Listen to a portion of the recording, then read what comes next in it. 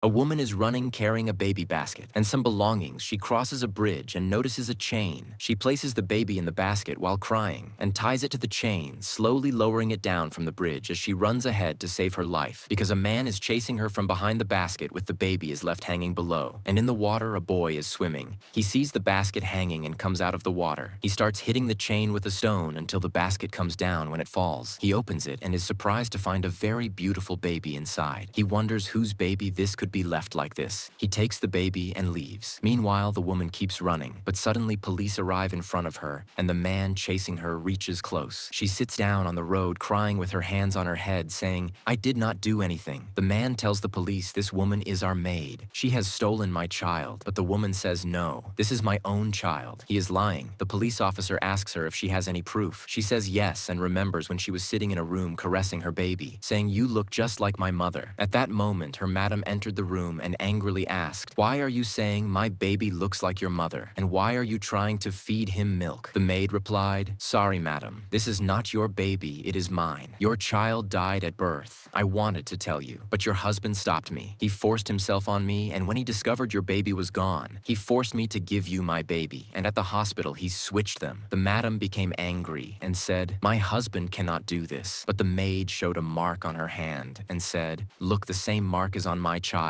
We both have it, and it comes from my parents too." She explained that she never told the truth because the husband threatened to throw her out on the streets, and no one would have believed her. The madam then gave her money and told her to take her baby and leave before the husband returned. But just then, the husband came and stopped her asking where she was taking his son. She tried to hide, but he insisted, "Give me my son, then go to the store." The madam stepped in and said no. This is her child. Let her take him, and even slapped her husband when he asked how she knew she said so. "You admit it?" He said, "Yes. You should thank me after your baby died. I gave you another son." The maid secretly recorded all this on her phone. The husband pushed his wife aside and ran after the maid, but the police later caught her with the baby. The husband lied again, saying the maid stole his child, but the police saw the video and said it proves she is telling the truth. At that moment, the wife appeared injured, saying, "He pushed me. He is cruel and unfit for custody." The police arrested him, saying, "Now you will spend your life in jail." He threatened that he would not stay long in prison. But then the boy who had found the baby earlier appeared and returned the baby to the maid. She cried with happiness, and the madam comforted her, telling her to come live with her since she had no home. At first she refused, but the madam insisted, saying, "Until you find peace and a safe place, stay with me." They both left together happily, and the story ends with the lesson that hurting someone is very easy, but the price of that pain must be paid for a lifetime.